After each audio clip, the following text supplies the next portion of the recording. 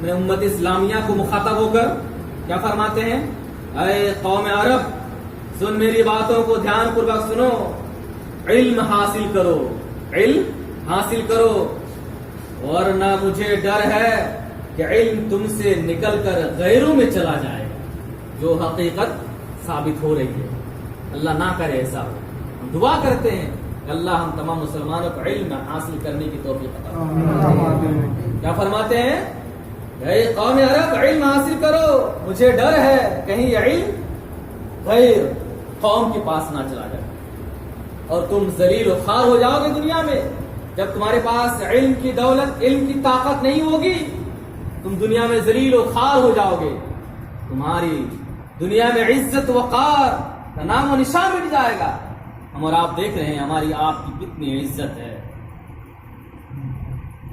علم حاصل کرو، پھر فرما رہے ہیں یہ علم حاصل کرو کیونکہ یہ علم دنیا اور آخرت دونوں جگہ عزت بخشتی ہے۔ انسان شان و شوکت کے ساتھ زندگی گزارتا ہے، اللہ رب العالمین کی معرفت کو حاصل کرتا ہے، اسلام کے حکام ارشادات فرمودات کو کما حق ادا کرنے کی کوشش کرتا ہے۔ کیوں؟ اس کے پاس علم ہے تب جا۔ امام احمد بن حنبل کا نام سب نے سنا، انہوں نے کیا فرمایا علم دین کی اہمیت فضیلت کے بارے میں؟ وہ فرماتے ہیں کہ کھانے پینے سے کہیں زیادہ انسان کو اگر کسی چیز کی ضرورت ہے تو وہ علم ہے، ایجوکیشن ہے، تعلیم ہے، شکشا ہے۔